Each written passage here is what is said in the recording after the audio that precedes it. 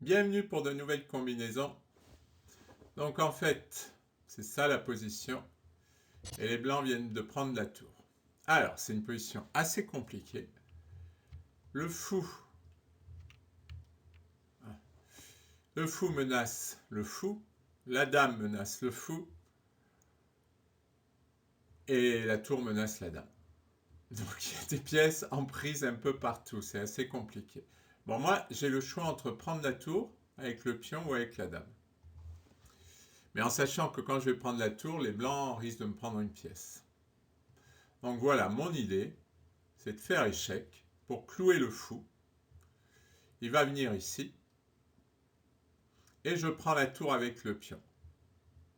Et là, on est à égalité matérielle. C'est-à-dire que je récupère la tour et j'ai les deux fous et lui, la cavalier est fou. Et je menace le cavalier et je menace le fou. Allez, on va essayer ça. Ouf. J'ai toujours du mal avec ce premier coup. Donc maintenant, je prends la... Parce que c'est pas si évident que ça, ce premier coup-là. Il peut y en avoir plusieurs possibles. Donc maintenant, je prends la tour. Ah, il me laisse sa tour. Normalement, je sors avec un avantage matériel. C'est-à-dire, je prends la tour, il prend le fou, et je prends le cavalier, ou il sauve le cavalier, je sauve le fou. Normalement, ça marche. Je regarde, sinon, normalement, il n'y a rien. Ouf. J'ai toujours peur, c'est pas possible. Allez, le suivant. Dans cette position, il y a deux tours contre la dame et 5 pions contre 2. Donc, a priori, les noirs ont l'avantage. C'est de ne pas faire de misclic. Alors, il y a échec. Et là, il y a 3 coups candidats, c'est-à-dire 3 coups possibles. C'est roi prend, dame prend ou roi H6. Alors, moi j'ai envie de choisir roi H6. Pourquoi? Parce qu'après roi H6, j'ai la possibilité de faire dame prend G6, avec des fortes menaces quand même, hein, dame G7. J'ai la possibilité de jouer dame E7, avec la menace dame prend tour, et dame G7, mat. Donc j'ai beaucoup de menaces. Bon, en parlant sur roi H6, je pensais que j'allais faire mat après dame prend G6. Mais je m'aperçois qu'il se sauve. Roi F8, dame G7, roi E8. Non, peut-être que ma menace essentielle, c'est dame E7. Il ne peut pas défendre avec tour D7 à cause de dame E8. Ah, il va avoir du mal à empêcher ce schéma de mat. Et je pense que c'est peut-être important de ne pas prendre le pion pour éviter un éventuel échec. Quoique pour l'instant, il ne peut pas trop. Ah! Non, je me demande en fait si je fais roi prend G6 ou roi H6. Parce que roi prend G6, ça me permet de contrôler plus facilement cette case. Si je suis sur roi H6, je ne contrôle pas la case. Et oui, oui, mais alors si je fais roi prend G6, je ne peux pas jouer dame prend G6. Par contre, je menace quand même dame E6. Je menace à la fois dame E7 et dame E6 suivi de dame F7. Ah, c'est vrai que roi G6 est tentant. Roi prend G6. Parce que je crois qu'il ne peut pas défendre face à dame E7 et dame E6. Oui, c'est mieux. Parce que sur tour F8, si mon roi est en G6, quand je vais... Oui, voilà. Roi prend G6, tour F8, dame E7, et je contrôlerai cette case. Oui, oui, oui, oui, je suis sûr. Maintenant, je suis sûr que c'est roi prend G6. Allez, toujours le moment fatidique. Bon, au moins, je ne me suis pas trompé sur celui-là. Par contre, j'ai pas envisagé roi F8 comme défense.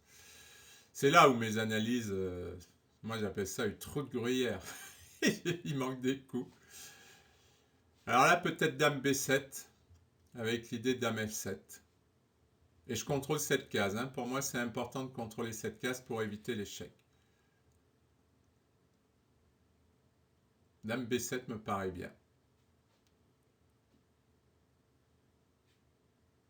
Et il peut rien. Je crois pas. dame prend. C'était bien ça. Allez, le suivant. Alors, dans cette position, il faut que j'arrête de dire alors, hein, je dis ça à chaque fois.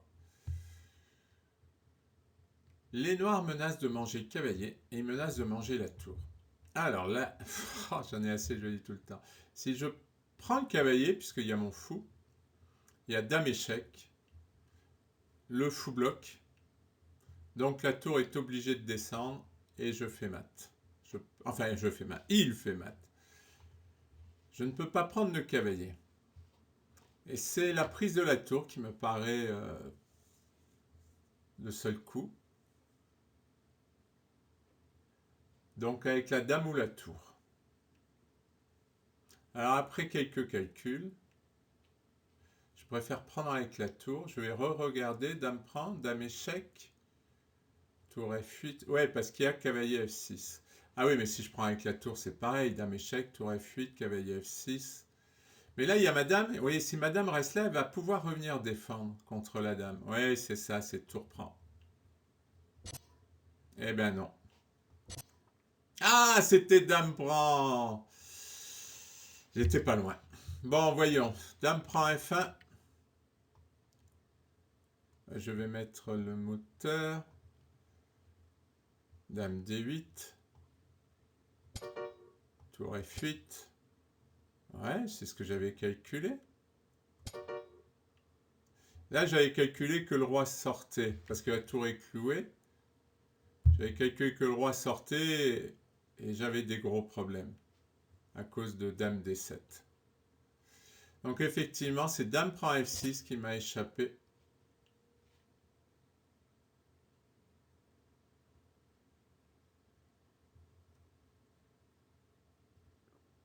Ah oui, parce que la dame est en prise en fait. Ah, c'est ça que j'ai raté. J'ai raté dame prend F6 parce que s'il prend la dame, eh bien je prends la tour et je reste avec un fou de plus. C'est le coup que j'ai raté. Bon, là, je me pardonne. Je me pardonne parce que j'avais tout calculé, sauf que j'ai pas vu dame prend F6. Je vous le remontre, hein. C'est joli. Cavalier échec. Et là, dame prend F6. Parce que si je faisais roi là, il y avait dame échec et mat en H7. C'est pour ça que en fait, c'est pour ça que dame prend F6. Ouais, c'est joli, dame prend F6. Alors voyons ma suite. Pourquoi elle ne marchait pas ma suite? Donc cavalier E4. Et là, tour prend. Alors elle marche ma suite. Oh, c'est pareil, à un point près. Oh, c'est injuste. Alors voyons si j'avais bien calculé. Dame D8. Voilà, oui, j'avais calculé tour F8. Ah non, là j'avais calculé cavalier F6. Je n'avais pas calculé dame E7. Et sur cavalier F6, voilà, j'avais calculé roi F7. Dame D7. Et ouais, j'avais bien calculé. Ah, c'est bien. J'ai quand même un peu progressé en calcul.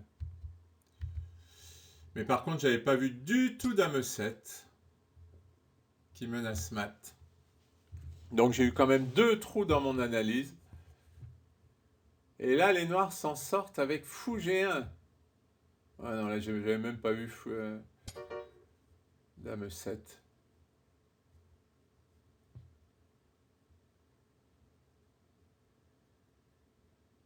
Oh, c'est compliqué. Parce que là, il a plein de coups. Il a roi prend G1, il a roi H1, il a roi G3.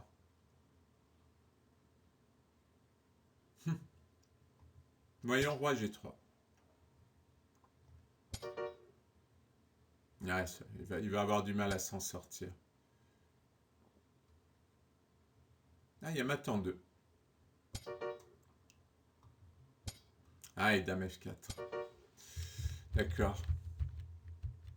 Donc s'il sort là, c'est clair qu'il s'en sort pas. Et pourquoi pas roi H1? Ah, ben là, l'ordi, il donne nul. C'est drôle ça. Ouais, donc ma suite, elle marche pas. Elle marche pas, ma suite. La prise avec la tour, elle marche pas. Tout simplement à cause de dame échec. Tour F8. Ouais, j'aurais pu y penser. J'aurais pu y penser. Il fallait bien prendre avec la dame. Et sur dame échec. Et oui, c'est le coup que j'ai raté qui était dame prend F6. Parce que s'il prend la dame, je prends la tour et à la fin je reste avec 2 fous. D'accord, bon, pas trop de regrets. Belle combinaison. Voilà, donc un commentaire, un viewer, je sais pas comment dire. Une personne qui est, je sais plus le pseudo, c'est vrai que je pourrais m'en souvenir, ce serait mieux. M'a suggéré de faire plus court et je pense que c'est mieux parce que si je veux tenir la cadence de faire une vidéo de combinaison chaque jour, il ne faut pas que je fasse trop long. Et puis pour vous, c'est vrai que c'est quand même pas mal d'attention également, donc je pense qu'un format de 10 minutes serait bien. Merci pour votre attention.